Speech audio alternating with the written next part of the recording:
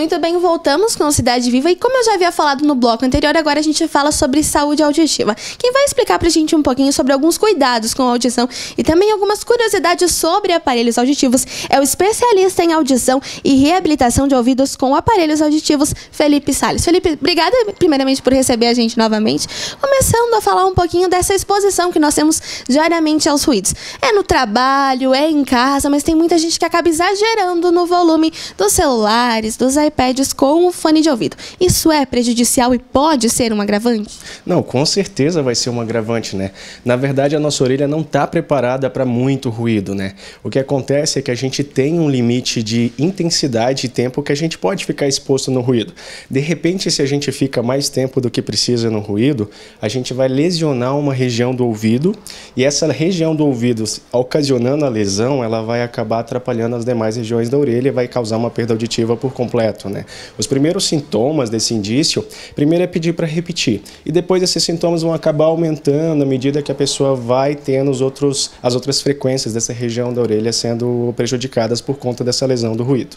Agora, essa questão da música alta, ela não afeta só quem usa o fone de ouvido, né? Os carros de som, DJs, tu que estava comentando um pouquinho antes comigo, isso também merece um cuidado especial? Olha, merece. Hoje em dia os aparelhos celulares, por exemplo, eles já têm uma tecnologia nova que quando a gente encaixa o fone de ouvido e a gente quer erguer um pouquinho mais o volume, o aparelho já avisa pra gente que a gente está entrando numa região prejudicial à saúde. Agora, esses aparelhos mais de antigamente, esses aparelhos não tão recentes como os de hoje, eles não têm essa tecnologia, então as pessoas podem acabar erguendo o volume um pouquinho mais do que necessita, né? Isso pode causar uma dorzinha de cabeça no início, né? Mas tudo depende mesmo do tempo de exposição que a pessoa fica no ruído e qual é esse volume que está entrando dentro do ouvido. No caso do fone de ouvido, como a gente tem uma pecinha vedando o ouvido, acaba podendo ser mais prejudicial dependendo da quantidade de hora que essa pessoa está escutando uma música no volume alto.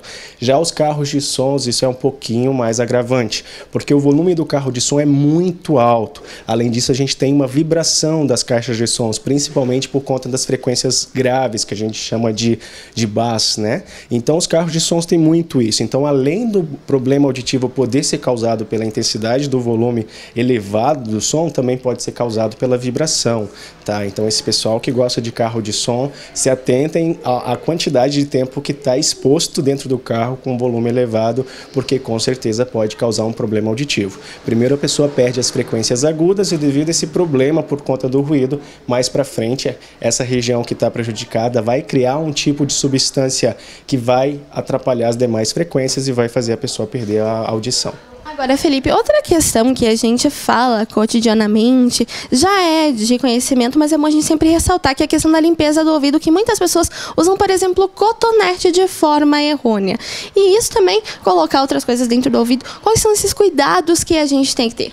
Tá, no ouvido não é para se introduzir nada, né? Isso tem que ficar bem claro para todo mundo. O nosso ouvido, ele produz cera. A cera é algo que é proteção para o nosso ouvido. Ela atua como se fosse um repelente. Ela impede que pernilongo entre dentro do nosso ouvido, mosquitos, outros insetos, né? E a pessoa que não produz cera, ela pode ser um pouquinho mais suscetível a ter mais problemas auditivos, algum tipo de infecção devido à falta de proteção.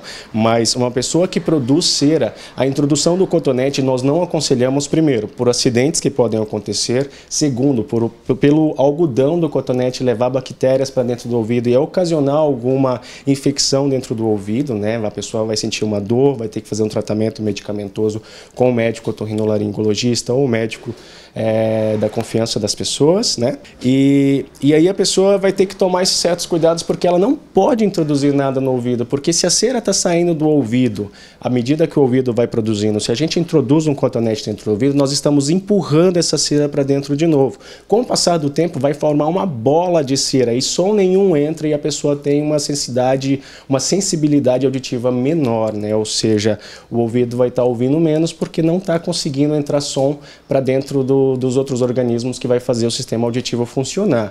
Então é interessante não usar cotonete sobre hipótese alguma. A lavagem do ouvido pode ser feita se houver necessidade, basta a pessoa ir ao posto ou consultar algum médico. Caso tenha alguma queixa que está ouvindo menos, pode ser também por ouvido trancado, como também pode ser por problemas auditivos, né? Então basta a pessoa procurar um fonoaudiólogo ou um médico otorrinolaringologista para estar fazendo uma inspeção no ouvido, se houver uma dificuldade auditiva ou não. Agora, Felipe, devido a essa tua especialidade no quesito de aparelhos e também nos problemas auditivos, a gente não pode deixar de falar de algo que está sendo muito comentado recentemente, que é a questão do teste de orelhinha nos recém-nascidos. Isso é um avanço para detectar problemas auditivos? Nossa, graças a Deus a gente tem os testes da orelhinha hoje obrigatórios na maternidade, né? Porque no passado aconteciam das mães terem nenéns e só perceberem que os nenéns têm problema auditivo depois de uma idade avançada, depois de 3, 4 anos de idade.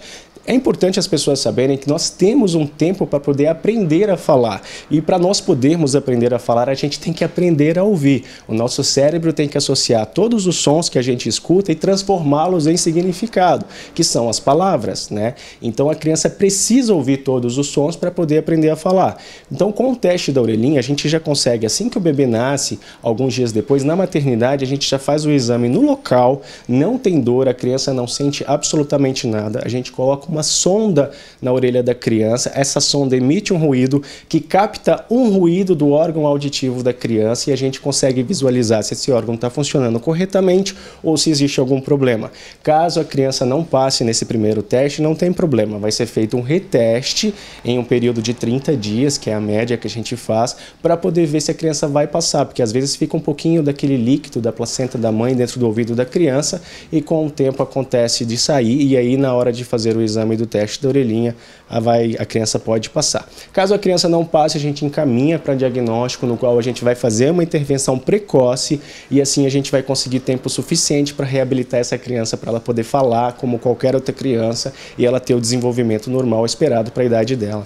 Agora, Felipe, no caso de detectado um problema auditivo e que haja essa necessidade das próteses, muitas dúvidas surgem, né? A começar pela adaptação. Todo mundo se adapta ou existe algumas dificuldades de adaptação e por que elas existem? Normalmente, se a pessoa faz todo o processo de acompanhamento da indicação do aparelho auditivo, todo mundo se adapta. O que as pessoas precisam saber é que o aparelho auditivo ele é 100% digital e totalmente programável no computador. Dependendo do tempo que a pessoa espera para poder colocar os aparelhos auditivos, a gente vai ter aquela acomodação do cérebro por não ter ouvido esses sons que a pessoa tem deficiência devido a todos esses tempos. Então, quando a gente coloca o aparelho auditivo, a gente vai aos pouquinhos reabilitando aquela região cerebral que deixou de receber os sons para que a pessoa possa ter conforto, clareza das informações e recuperar a audição como foi um dia ou o mais próximo possível, mas todas as pessoas são capazes de se adaptar. O que nós temos são os aparelhos auditivos analógicos, que eram o que a gente tinha de tecnologia no passado. Esses aparelhos sim, eles não tinham uma tecnologia para conforto e para compreender no ruído. Então, devido a isso, algumas pessoas não conseguiam se adaptar porque os aparelhos realmente eles eram ruidosos quando estava num local com mais pessoas conversando, com um local com mais barulhos. Então, a pessoa ficava num dilema. Se eu uso esse aparelho num local barulhento, eu não vou conseguir me adaptar. Se eu uso em casa, eu escuto melhor. Se eu vou numa festa, eu tenho que usar um ou dois, eu abaixo o volume, eu aumento do outro. Então, a maioria das pessoas, devido a toda essa limitação, era guardar os aparelhos. Mas hoje, com a tecnologia digital, a gente não tem mais isso, porque todas as queixas do paciente, elas são revistas no computador e a gente consegue regular o aparelho para sempre dar conforto e clareza das informações. Então, hoje, todas as pessoas se adaptam ao aparelho auditivo e as pessoas já não guardam mais os aparelhos auditivos na gaveta, como eram coisas feitas no passado. Agora, existem diferentes aparelhos auditivos, existem grandes, menores, num aspecto mais amplo, assim. O que dá para se dizer para as pessoas dessa diferença dos aparelhos? Nós temos aparelhos auditivos que ficam posicionados atrás da orelha e temos aqueles internos, né? O aparelho auditivo interno, ele tem algumas limitações, como por exemplo, nós precisamos da anatomia da orelha do paciente para poder confeccionar esse aparelho, né? Então, cada pessoa tem uma orelha diferente. Então, tem pessoas que têm a anatomia do conduto auditivo, né? Que é a entrada do ouvido muito apertadinha. Então, essas características, ou aquelas pessoas que têm o ouvido bem estreito, podem atrapalhar a confecção desse aparelho que fica dentro do ouvido. E é claro, como é um aparelho que fica dentro do ouvido, menos peças a gente consegue colocar ali dentro. Então acaba sendo um aparelho auditivo com menos recursos. Já o aparelho auditivo que fica atrás do ouvido, ele tem todas as peças. Então é um aparelho que tem mais recurso, mais tecnologia, a durabilidade dele acaba sendo maior. Então esses aparelhos dentro do ouvido, eles acabam vedando escutando muito o ouvido e expostos à umidade mesmo do ouvido, né? Então eles são suscetíveis a dar um pouquinho mais de trabalho com manutenção, com higienização. E além deles terem uma potência também menor, então eles não servem para todos os tipos de perdas auditivas e nem todos os graus. Pessoas que têm problemas otológicos, como o ouvido que vaza, como por exemplo, ouvido que tem bastante coceira, o ouvido que tem bastantes dores, ou ouvidos que vazam bastante cera, essas não são pessoas que poderiam usar esse aparelho que fica dentro do ouvido, porque vai ter mais trabalho. Agora, já o aparelho auditivo que fica atrás do ouvido, além dele ter muito mais vantagens, ele se adapta para qualquer tipo de perda auditiva. Então a gente tem tamanhos diferentes devido à potência do aparelho auditivo. O que vai dizer para a gente a potência do aparelho auditivo é o resultado do exame auditivo, no qual a gente vai ver o grau da perda auditiva e verificar se aquele aparelho tem a potência que a pessoa necessita para recuperar o problema auditivo que ela possui devido ao grau da perda auditiva. Felipe, infelizmente nosso tempo é um pouquinho curto, vou te agradecer. Claro que mais dúvidas a gente sana nos próximos programas, né? Quero te agradecer. A gente vai para um breve intervalo, na sequência eu volto lá do estúdio para falar um pouquinho mais sobre saúde.